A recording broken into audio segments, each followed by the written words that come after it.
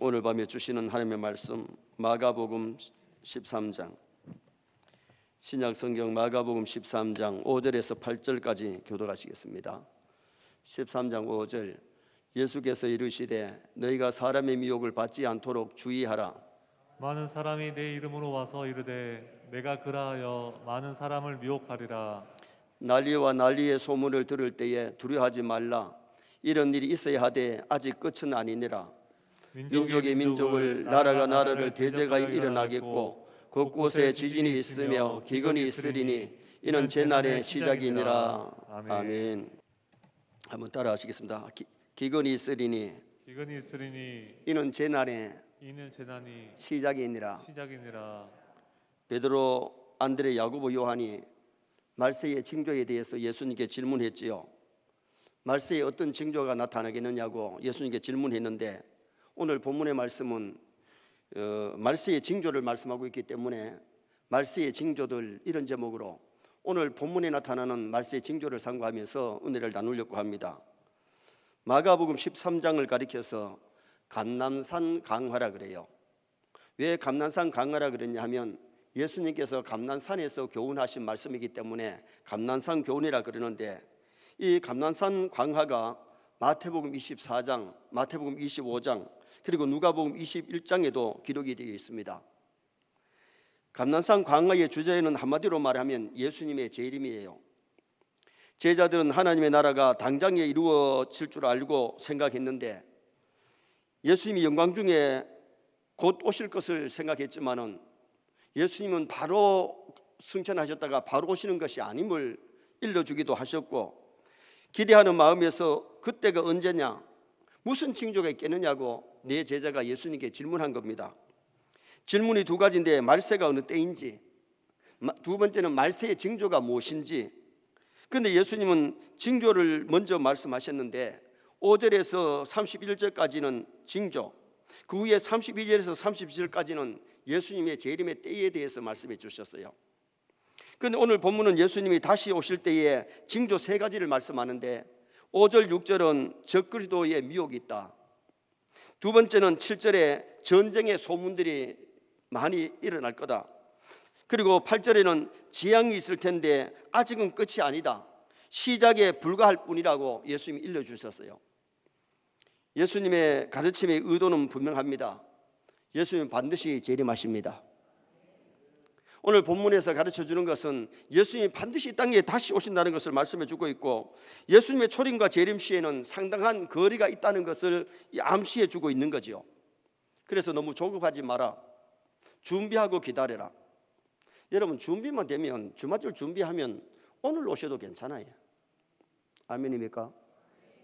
여러분, 준비만 되면 오늘 밤에 오셔도 괜찮고, 내일 오셔도 괜찮고, 10년 후에 오셔도 괜찮고, 100년 후에 오셔도 괜찮지만은, 준비되지 않은 자는 갑자기 주님 재림하시면 당황하게 되고 미련한 다섯 처녀처럼 등만 들고 있다가 주맞이 못하는 그런 사람도 있을 수 있잖아요. 오늘 본문이 말씀하는 말세의 징조가 뭐냐? 첫째는 영적인 혼란이 있을 것을 말씀했어요. 주님 재림 전에 영적인 혼란이 있는데 5절 6절 말씀 한번 읽어보시겠습니다. 예수께서 이르시되 너희가 사람의 미혹을 받지 않도록 주의하라. 많은 사람이 내 이름으로 와서 이르되 내가 그러하여 많은 사람을 미혹하리라. 여기 미혹이란 말은 잘못 인도한다, 방황하게 만든다, 그런 뜻인데, 마지막 시대에 예수님을 사칭하는 사람들이 지구촌에 얼마나 많이 있는지 몰라요. 자기가 재림 예수라고, 적그리스도들이 많이 일어나고 이단들이 일어나기 때문에 사람들을 미혹하고 혼미스럽게 만드는 그런 일들이 있다는 거예요. 교회의 역사를 통해 보면 자칭 예수 재림 예수라는 사람들이 수도 없이 나타났다가 사라졌지요. 이단 문제를 연구하는 한국의 현대 종교라는 책자에 보면 한국에만 일어난 적그리스도가 얼마냐, 40명에서 50명 사이가 된다 그랬어요.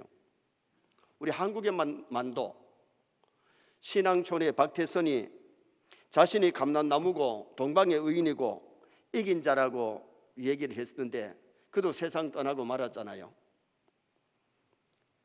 하나님의 교회 안상홍도 자칭 하나님, 재림 예수, 보혜사 성령이라고 얘기를 했는데 그도 결국은 세상을 떠났습니다. 신천지 이만희 멀잖아 그 세상을 떠날 겁니다. 왜? 사람이기 때문에. 그들은 그리스도도 아니고 신이 아닙니다.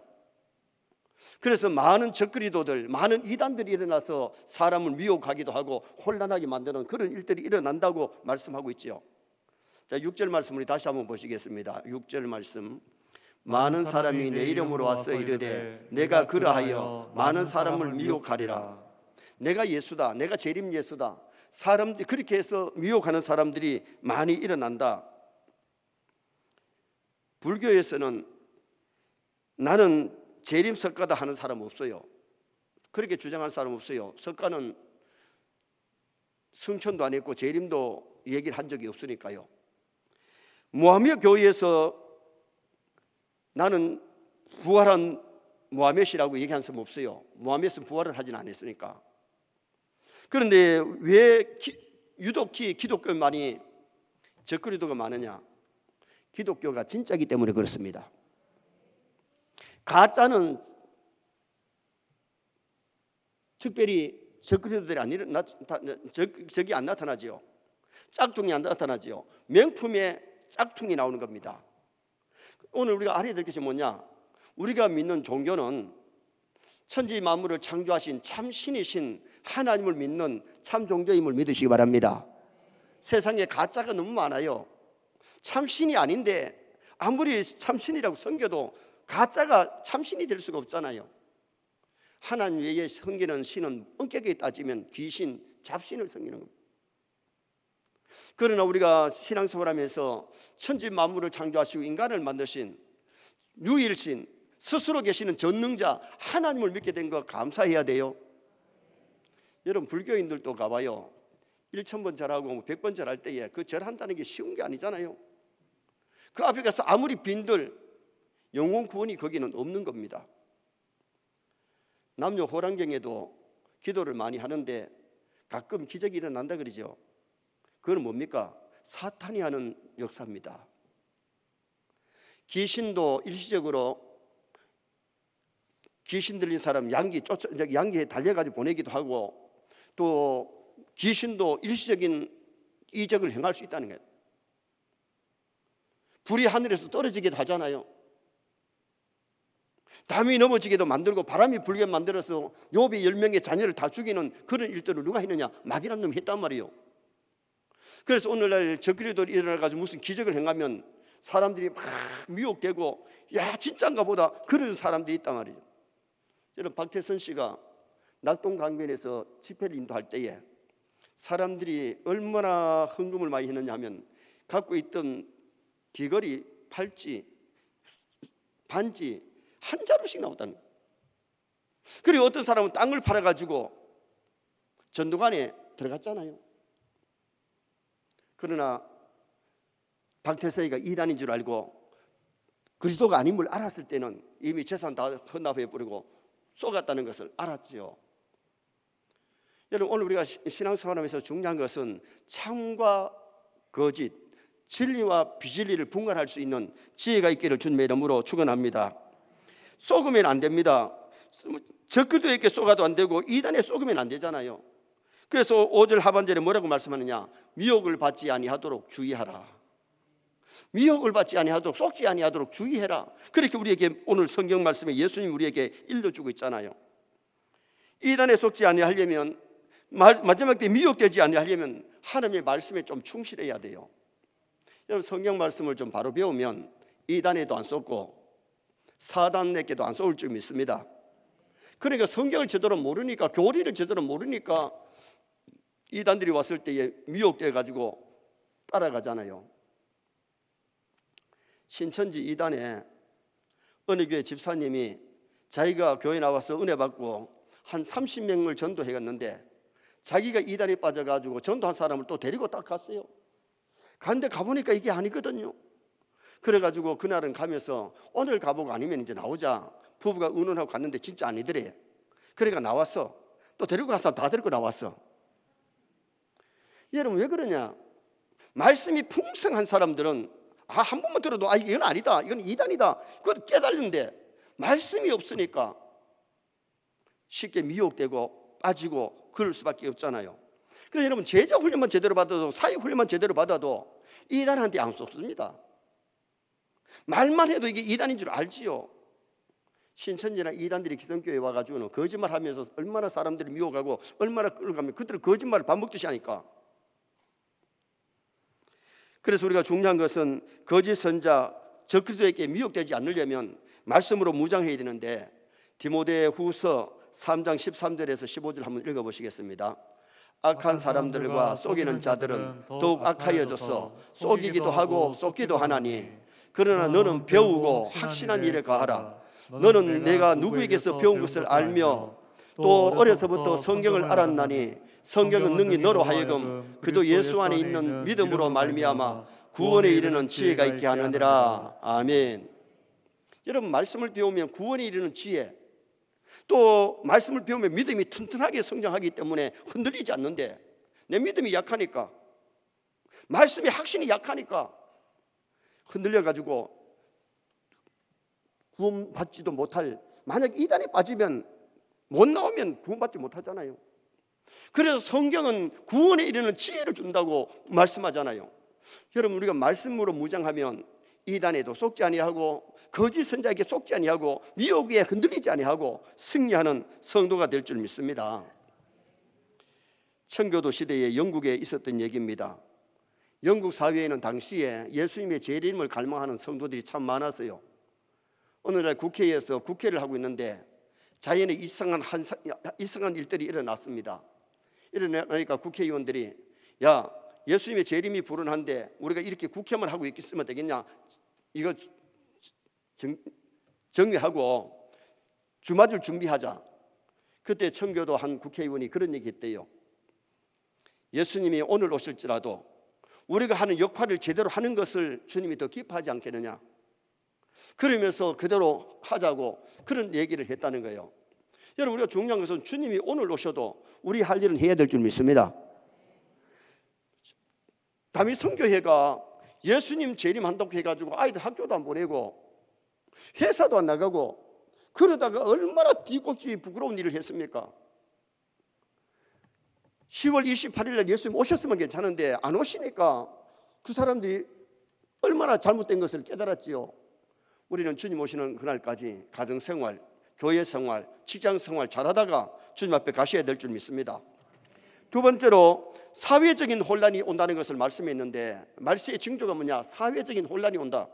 자, 7절 말씀 또 한번 읽어보시겠습니다. 난리와 난리의 소문을 들을 때에 두려워하지 말라. 이런 일이 있어야 하되 아직 끝은 아니니라. 난리 소문을 들어도 아직 끝은 아니다. 이게 전초전이다. 마지막 때 인간의 생존을 어렵게 하는 전쟁과 분쟁이 많아진다는 것을 말씀하고 있는데, 물론 인류 역사에 전쟁이 없었던 때는 별로 없습니다. 크고 작은 전쟁이 시대마다 있었는데 마지막 때 큰 무서운 전쟁이 있을 것을 성경 분명히 예수님 말씀하셨어요. 1차 세계대전 때에 적군 한 사람을 죽이는데 비용이 얼마나 들었냐면 2,100달러 정도가 들었대요. 2차 세계대전 때에는 20만 달러 정도가 들었대요. 그런데 3차 세계대전이 일어나면 한 사람을 죽이는데 최소한 100달러 이상이 들 것이라고 그렇게 지금 예측하고 있어요. 갈수록 전쟁이 많아지고 전쟁의 규모가 커지는데, 마지막 전쟁 때는 총으로 싸우는 것도 아니고 탱크가 싸우는 것보다가 핵의 싸움 아닙니까? 그 핵을 만드는데 돈이 어마어마하게 드는데 지금 지구촌에 핵무기가 얼마나 많이 준비되어 있습니까? 그리고 많은 사람이 그 핵무기가 터지면 수많은 사람이 죽음을 당하는데, 계시록에 보면 그런 전쟁을 통해서 3분의 1이 죽음을 당하는 그런 일들이 일어남을 성경은 말씀하고 있죠. 예수님 전 시대의 전쟁이 대략 70여 회였는데 그 후 천년까지가 50여 번, 1500년까지 100여 번의 전쟁이 일어났고 2000년까지는 750여의 전쟁이 일어났다고 역사는 얘기를 합니다. 지금도 우크라이나 같은 데는 지금 전쟁을 하고 있잖아요. 지금 전쟁에 얼마나 전쟁의 피해가 많고 얼마나 많은 사람들이 죽어가고 있습니까? 그런데 중요한 것은 난리의 소문을 들을 때에 두려워하지 말라고 예수님이 말씀하셨는데, 이유가 뭐냐? 하나님이 역사의 주관자이기 때문에 전쟁은 하나님께 속한 것인 줄 믿습니다. 여러분, 무슨 전쟁이 일어난다고 해서 너무 토로할 것도 없고, 왜냐? 믿음 준비되면 오늘 죽어도 하나님 앞에 갈 수가 있고, 죽고 사는 것이 누구 손에 있느냐? 하나님 손에 있는 겁니다. 생명이 하나님 손에 있기 때문에. 마태복음 10장 29절 말씀 한번 같이 읽어보시겠습니다. 참새 두 마리가 한나 서리온에 팔리지 않느냐? 그러나 너희 아버지께서 허락하지 아니하시면 그 하나도 땅에 떨어지지 아니하리라. 참새 한 마리도 하나님 허락하지 않으면 안 죽는데, 사람이 하나님 허락하지 않으면 안 죽는다는 겁니다. 죽고 사는 것이 하나님의 손에 있다는 겁니다. 여러분, 대구에 지하철 참사가 일어났을 때에 바로 전역에서 막 바람이 확 자기를 밀어내가지고 그것을 모면한 사람도 있고, 미국에 테러가 일어났을 때에 그 시간에 도착했으면은 자기가 거기서 불탈 수밖에 없었는데 배탈이 나가지고 화장실에 가고 시간을 꺼가지고 그것을 면한 사람도 있잖아요. 살 사람은 살게 되고 죽을 사람은 결국 죽게 되는데, 죽고 사는 것이 누구 손에 있느냐? 하나님께 있어요. 믿습니까? 그러므로 우리 신앙인들은 세상에서 죽고 사는 것 때문에 너무 염려하고 불안해할 필요가 없는 것이, 전능하신 하나님이 내 생명을 잡고 계시기 때문에. 그래서 우리가 하나님의 절대 주권을 믿는다는 것이 신앙이 대단한 거죠. 전쟁의 이유를 설명하는 학설들이 많이 있는데, 공산주의자들은 부의 불공평 때문에 전쟁이 일어난다 그렇게 얘기를 하고, 진화론자들은 생존 경쟁 때문에 전쟁이 일어난다 그렇게 얘기를 하고, 심리학자들은 사람들의 공격적인 기질 때문에 일어난다 그랬고, 인구학에서는 과다한 인구 때문에 일어난다 그렇게 얘기를 했어요. 그러나 우리 예수님은 이런 일이 있어야 하되 아직 끝이 아니다. 세상에서는 전쟁도 일어나고 여러 가지 일들이 일어나지만은 그러나 아직 끝은 아니다. 그러므로 전쟁을 너무 두려워하거나 세상에 무슨 일을 너무 두려워하지 말고 죽고 사는 것이 하나님께 있기 때문에 하나님 의지하고 주맞을 준비할 수 있는, 하나님 앞에 설 수 있는, 준비할 수 있는 그런 우리 신앙인이 되어야 될 것을 성경이 우리에게 말씀하고 있어요. 그래서 우리 신앙인은 늘 깨어 있어야 될 줄 믿습니다. 오늘 오실지라도 부끄럽지 않도록 준비하고 기다려야 되죠. 사실 우리 개인의 생명도 하나님이 언제 부르실지 모르잖아요. 주님이 언제 재림하실지 우리는 모르잖아요. 그러므로 늘 깨어서 준비하고 기다릴 수 있는 성도가 되어야 될 것을 말씀합니다. 마지막 세 번째는 자연의 혼란이 온다는 것을 말씀합니다. 말세의 자연의 혼란, 8절 말씀 한번 보시겠습니다. 민족이 민족을, 나라가 나라를 대적하여 일어나겠고 곳곳에 지진이 있으리며 기근이 있으리니 이는 재난의 시작이니라. 곳곳에 지진이 있고 기근이 있는데 재난의 시작이다. 말세의 천재지변, 지금 지진, 기근, 홍수들이 많이 일어나지요. 18세기에 일어난 지진이 640회, 19세기 일어난 지진이 2119번, 20세기 일어난 지진이 2만여 번이라 그럽니다. 말세의 기근 또한 무서운데, 지금 전 세계의 약 80억 인구 중에 12억 명이 하루에 1달러 이하의 돈으로 살고 있다는 겁니다. 그리고 9억 8천만 명이 만성적으로 굶주림에 시달리고 있다는 거예요. 영양실조로 매년 500만 명 이상의 어린이가 사망한다고 통계가 나옵니다. 우리 교회가 우간다의 어린이들 살리기 운동하면서 한 명에 3만 원씩 매달 보내고 있는데, 그게 지금 현재 매달 우리 교회 성도들에게서 직접 나가는 것이 한 500만 원이 지금 나가고 있죠. 그것이 우간다의 아이들 먹이고 살리는 데 도움이 되고 공부하는 데 굉장히 좋은 영향을 미치고 있잖아요. 지금 아프리카에 또 어려운 나라에 굶주려 죽는 아이들이 너무나도 많다는 겁니다. 그리고 세계 곳곳의 이상기온, 북극의 얼음들이 녹고 남극의 빙산이 녹음으로 해수면이 점점 상승하고 있고, 지구촌의 온도가 지금 현재 상승되고 있는 것은 뭐 보도를 통해서 많이 들으셨을 겁니다. 집중폭우, 지난해 한남노 태풍으로 포항이 거의 물바다 되다시피 해서 지하에 찻배로 갔다가 갑자기 물이 들어와서 못 나오고 돌아가신 분들도 있고 여러분이 세상을 떠났지요. 이게 이제 엘니노 현상 때문에 오는 현상인데, 집중폭우, 그러므로 말미암아 비가 많이 와서 물난리가 나는 이런 현상이 일어나고 있지요. 미국의 허리케인, 미국이 과학이 발달해도 이걸 하나 제대로 못 막고 있어요. 미국에도 1년에 산불이 얼마나 많이 나는지 몰라요. 스모그 현상, 한국의 항사가 중국에서 바람을 타고 오는데 내일 또 서해 쪽으로는 굉장히 항사가 공해가 좋지 못하다고 오늘 벌써 뉴스에 나오더구만요.